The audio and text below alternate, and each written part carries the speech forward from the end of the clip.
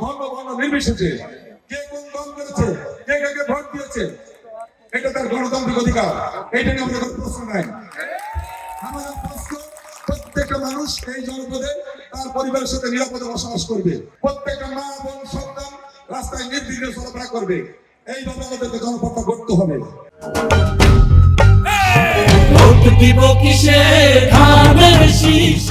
এই ক্ষেত্রে বাধা সৃষ্টি করলে আমি তাকে তার দলীয় পরিচয় দেখবো না, আমি তাকে তার অন্য কোনো পরিচয় দেখবো না, তাকে দেখবো সন্ত্রাসী দুষ্কৃতিকারী হিসেবে দেখবো।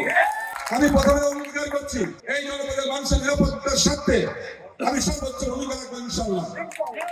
দ্বিতীয়ত, আমাদের এই জনপদে শিক্ষার সমস্যা আছে। শিক্ষা খাতে আমাদের জাতীয় যে পরিকল্পনাগুলো হচ্ছে আমরা এখানে বাস্তবায়ন করতে চাই।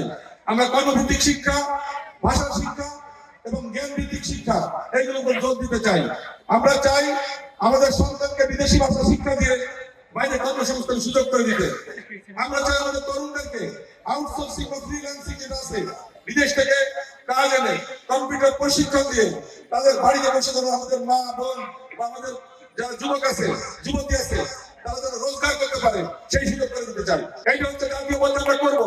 কিন্তু ইতিমধ্যে আমি কয়েকটা কর্মীর সাথে কথা বলেছি, যদি আমি সুযোগ পাই আমি চেষ্টা করবো প্রত্যেকটা জনপদে যারা আছে যুবক যুবতী শিক্ষিত তাদেরকে প্রশিক্ষিত করে এই কম্পিউটারের সাথে সম্পৃক্ত করে বাড়ায় আমাদের ফ্রিল্যান্সিং যেটা বলে ওইটা করার সুযোগ করে দিব। এবং কারিগরি প্রশিক্ষণের মাধ্যমে আমরা বিদেশে যেমন দক্ষ জনশক্তি রপ্তানি করতে পারবো, আবার এখানে দেশের কর্মসংস্থান ব্যবস্থা করতে পারবো। ইতিমধ্যে আমাদের মেয়র মহোদয়ের সাথে কথা বলেছে, দুটো কোম্পানি আসতেছে ইপিজেডে তারা ইনভেস্ট করবে, 10-20 মতো লোক নিয়োগ দিবে। আমরা বলেছি এখানে আমাদের লোকাল লোক নিয়োগ দিতে হবে, আমাদের দক্ষ অদক্ষ শ্রমিকদের নিয়োগ দিতে হবে।